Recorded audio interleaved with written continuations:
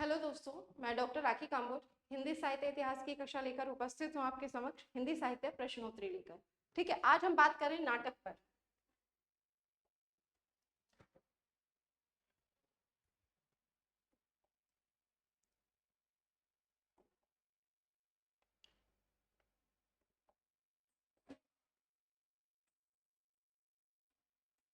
ठीक है, हम किस पे बात करें? हम बात करें नाटक पर। और नाटक में हमारा पहला प्रश्न है, भारत दूरदर्शन को भारतीय हिंदू ने नाट्य रासक कहा है। साहित्य शास्त्र के अनुसार नाट्य रासक की मुख्य विशेषता क्या है जो इस नाटक में मिलती है?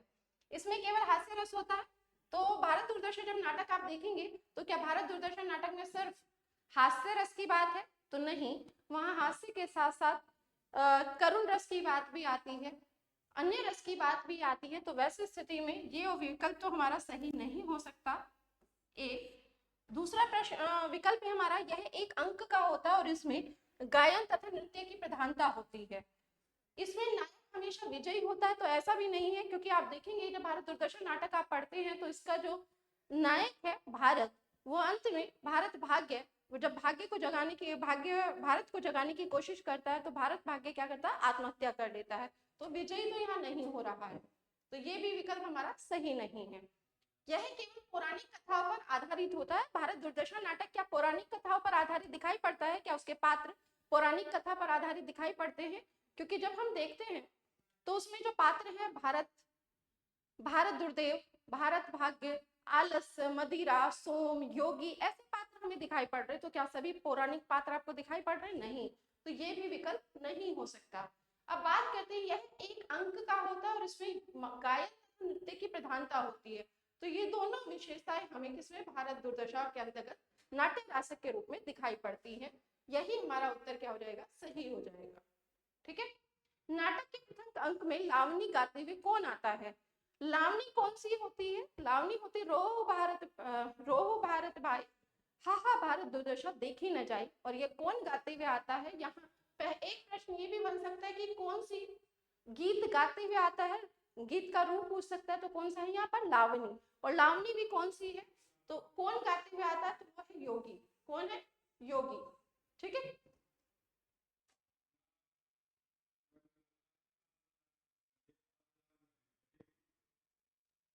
अगला हमारा भारत उदय पात्र का वेश विन्यास भारतीय हिंदू ने कैसा चित्रित किया?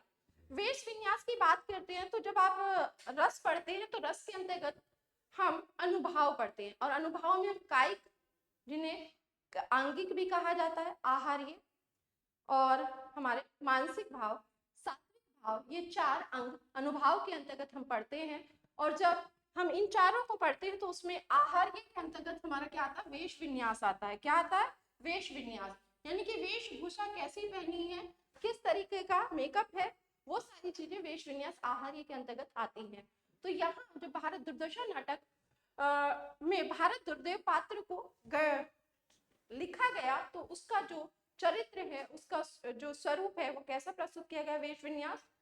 एक शुद्ध अंग्रेज अधिकारी के रूप में? नहीं, शुद्ध अंग्रेज अधिकारी तो हमें दिखाई नहीं पड़ता। एक प्राचीन क्रूर राजा जैसा, तो ऐसा भी हमें भारत दूरदर्शन नाटक को पढ़ने पर नहीं मिलता। एक भिखारी जैसा नहीं। कैसा दिखाया गया? आधा मुसलमान और आधा क्रिस्तानी, यानी कि ईसाई जैसा। ठीक है, मदिरा। मदिरा पात्र अपने को किसकी कन्या बताती है? जो मदिरा पात्र है, ये भारत दूरदर्शन नाटक के पात्र हैं। मदिरा, आलस्य, ठीक है। तो ये मदिरा पात्र अपने को किसकी कन्या बताता है? ये बताता है सोम की। किसकी कन्या बताता है? सोम की। ठीक है, नाटक के 5वें अंक में 7 सभ्यों की कमेटी गठित की गई। नाटक के 5वें अंक में यहाँ अंक भी पूछा जा सकता है आपसे कि किस अंक में 7 सभ्य लोगों की कमेटी का जिक्र किया गया है, का उल्लेख किया गया है। तो किसमें किया गया? 5वें अंक में। अब यहाँ प्रश्न बना है कि 5वां अंक आपको बता दिया गया कि 7 सभ्य लोगों की कमेटी 5वें अंक के अंतर्गत गठित की गई। 5वें अंक में उसका वर्णन है, तो उसमें जो गठित की जा रही है, जहां वो सभा हो रही है, वो स्थान कौन सा है? वह स्थान है 7 सभ्य लोगों की कमेटी कहाँ एकत्रित होती है। तो पढ़े लिखे लोग कहाँ मिलेंगे? सभ्य लोग कहाँ मिलेंगे? उन्हें पढ़ने लिखने की बात करनी है तो कहाँ जाएंगे? पुस्तकालय में। ना कि आपका स्मशान घाट में जाएंगे, ना राज दरबार में जाएंगे, ना बाजार में जाएंगे। ठीक है, कहाँ जाएंगे? किताब खाने में जाएंगे, लाइब्रेरी यानी पुस्तकालय में जाएंगे। तो हमारा उत्तर यहाँ हो जाएगा पुस्तकालय। ठीक है,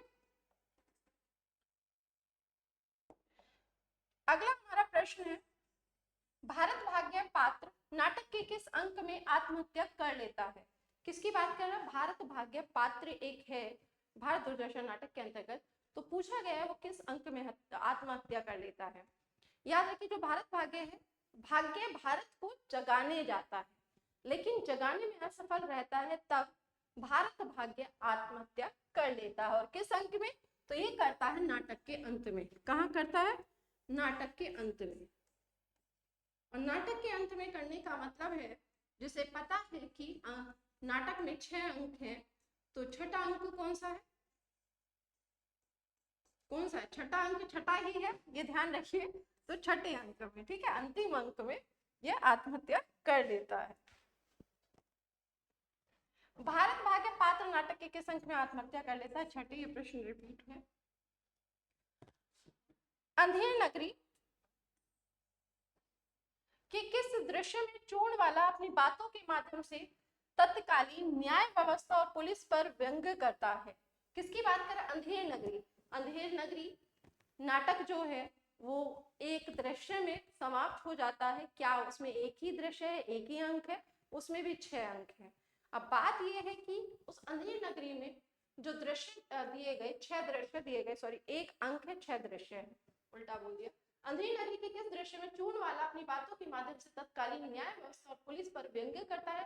प्रथम दृश्य, द्वितीय दृश्य, चतुर्थ दृश्य, पंचम दृश्य। पहले तो ये पता होना चाहिए कि व्यंग्य क्या करता है। तो व्यंग्य करता है वो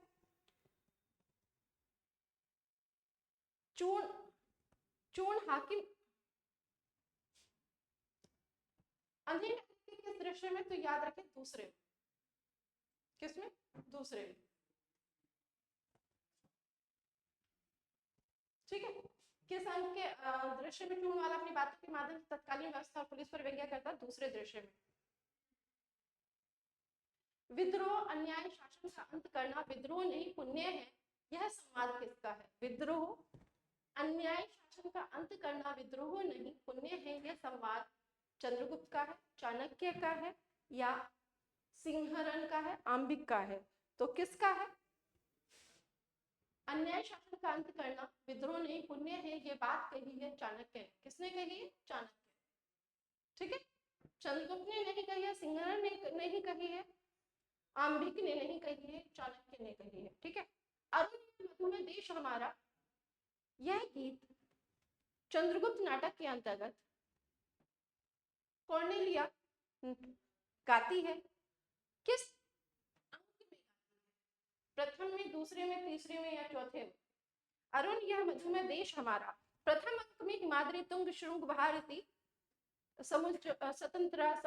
स्वतंत्रता पुकारती, ये इस तरह की जो गीत है वो अलका गाती है। दूसरे में कॉर्नेलिया गाती है अरुण यह मधुमेह देश हमारा, जहां पहुंच अनजान क्षत्रिय को मिलता सहारा। तो ये किसके अंक में है? ये दूसरे अंक में है। ठीक है, पंक्तियों में सिंदूर की होली का मुख्य द्वंद्व क्या है? भौतिक प्रेम बनाम आध्यात्मिक प्रेम, कानून की शुष्कता बनाम हृदय की तरलता, धन बनाम मान, स्वदेशी बनाम विदेशी। सिंदूर की होली का मुख्य द्वंद्व क्या है? द्वंद्व पूछा है, भौतिक प्रेम बनाम आध्यात्मिक प्रेम या कानून की शुष्कता बनाम हृदय की तरलता। तो यही है सिंदूर की होली में, कानून की शुष्कता बनाम हृदय की शुष्कता। ठीक है, क्या है? कानून की शुष्कता बनाम हृदय की तरलता। ठीक है,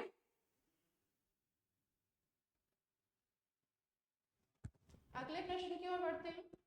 एक असफल कालिदास, कालिदास एक असफल विलोम, यह प्रसिद्ध संवाद किसका है? एक असफल कालिदास और कालिदास एक सफल विलोम, यह संवाद किसका है? कालिदास, मल्लिका, विलोम या अंबिका? तो ये आप देखेंगे, ये जो नाटक है, किस नाटक की पंक्ति है? आषाढ़ का एक दिन की पंक्ति है। आषाढ़ के एक दिन के ये पात्र हैं कालिदास, मल्लिका, विलोम, अंबिका। तो जो आषाढ़ के एक दिन के अंतर्गत एक असफल कालिदास और कालिदास एक सफल विलोम, यह पंक्ति संवाद किसका है? यह है विलोम का। किसका है? विलोम का। विलोम ने कहा। यहाँ तो मिलाना है, ये बताना है कि किस नाटक के अंतर्गत किस चीज का वर्णन है। एक है अंधा युग, अंधा युग के अंतर्गत औपनिवेशिक अर्थव्यवस्था और पतन है। चंद्रगुप्त, युद्ध उपरांत कुंठा और मानवीय मूल्य, भारत दुर्दशा, मध्य वर्गीय अनुशासन की यांत्रिकता, अंजो दीदी, राष्ट्रीय एकता और सांस्कृतिक उत्थान। तो अब आपको यहाँ कुछ दिखाई दे रहा होगा कि किसको किससे मिलाया जा सकता है। तो भारत दुर्दशा की बात करते हैं तो आप देखेंगे कि औपनिवेशिक अर्थव्यवस्था और उसके पतन का यहाँ वर्णन किया गया।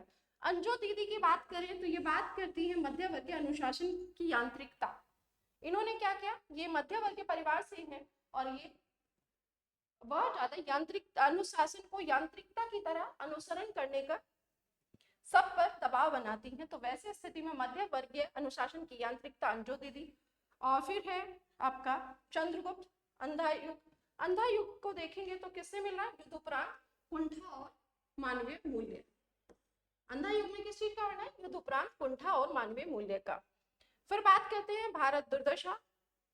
तो भारत दुर्दशा आपका हो चुका औपनिवेशिक अर्थव्यवस्था और पतन। तीसरा आपका है अंजो दीदी, एक सेकेंड कौन सा हमने छोड़ दिया, चंद्रगुप्त। चंद्रगुप्त ने राष्ट्रीय एकता और सांस्कृतिक उत्थान। तो इस तरीके से आप देखेंगे 1 का 2 इसी में है, 2 का 4 और 3 का 1 है, यही हमारा उत्तर मिल गया। ठीक है, तो मिलान करने का आपने देख लिया, 4 नाटक आपके यहाँ हो गए। फिर बात करते हैं जयशंकर प्रसाद के नाटकों पर प्राच्य और पाश्चात्य दोनों नाट्य शैलियों का प्रभाव है। जयशंकर प्रसाद पर के नाटकों पर प्राच्य और पाश्चात्य दोनों नाट्य शैलियों का प्रभाव है। उन्होंने भारतीय रसवाद के साथ इब्सन के यथार्थवाद का पूरी तरह त्याग दिया था। तो यहाँ अगर आप देखें तो प्राच्य और पाश्चात्य दोनों का प्रभाव होता तो आप देखते कि इनके नाटक लंबे ना होते, इनके कथन बहुत लंबे ना जाते और वो रंगमंच की दृष्टि से रचे जाते। तो यहाँ अगर लेखन की दृष्टि से देखें तो प्राच्य और पाश्चात्य में दोनों दिखाई देते हैं। और फिर दूसरा, भारतीय रसवाद के साथ इब्सन के यथार्थवाद का पूरी तरह त्याग किया था। तो क्या दोनों सही है, ए सही आर गलत, ए आर सही ए गलत, दोनों गलत। तो यहाँ ऐसी स्थिति में लेखन में दोनों चीजें हमें प्राच्य और पाश्चात्य दोनों मिलता है, वैसी स्थिति में हम कहेंगे ए सही और आर गलत। पूरी तरह त्याग नहीं किया है, ये हमें ध्यान रखना होगा। ठीक है, बढ़ते हैं अगले प्रश्न की ओर। चंद्रगुप्त नाटक में सेल्यूकस की पुत्री कौरनेलिया को भारत की किस नदी से प्रेम हो जाता है। चंद्रगुप्त नाटक में सेल्यूकस की पुत्री कौरनेलिया को भारत की किस नदी से प्रेम होता है, गंगा, यमुना, झेलम या सिंधु। तो आप देखिए गंगा यमुना की बात तो नहीं होगी क्योंकि युद्ध कहाँ हुआ था, तो आप देखेंगे वहां कौन सी नदी थी, सिंधु नदी। ठीक है, किसकी बात कर रहा है, सिंधु। सिंधु और झेलम में आपको कंफ्यूजन हो सकता है, गंगा यमुना आप ऑप्शन काट देंगे सीधा सीधा, तो यहाँ सही उत्तर हो जाएगा सिंधु नदी। और आज का अंतिम प्रश्न, अंजू दीदी में श्रीपद का चरित्र किस पाश्चात्य विचारधारा के करीब है, अस्तित्ववाद, स्वच्छंदतावाद या साम्यवाद, गांधीवाद। अंजू दीदी में श्रीपद, अंजू दीदी में श्रीपद का जो चरित्र पाश्चात्य विचारधारा के करीब है, अस्तित्ववाद, स्वच्छंदतावाद या साम्यवाद, आपको बताना है। और इस प्रश्न का उत्तर आप देंगे, इसे मैं विकल्प में, मतलब इसका उत्तर मैं नहीं दे रही हूँ, अगली क्लास में दूंगी, तो आप इसका उत्तर कमेंट में लिखें। आज की हमारी क्लास यहीं तक। और नाटक से संबंधित, यूपीएचएससी परीक्षा से संबंधित जो नाटक आपके पाठ्यक्रम में है उससे संबंधित प्रश्नावली लेकर मैं कल उपस्थित होंगी फिर से नेक्स्ट वीडियो में। तब तक के लिए सभी को नमस्कार, पढ़ते रहिए और अपना ध्यान रखिए।